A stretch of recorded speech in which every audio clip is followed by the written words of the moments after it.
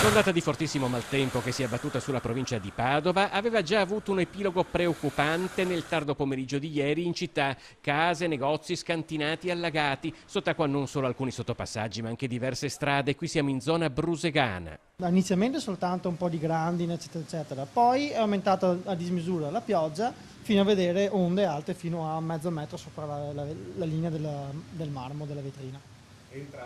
Entrava tutto. Noi, quelli in fianco, gli stabili qua, dall'altra parte della strada, ovunque. Televisori ci sono delle problematiche non indifferenti.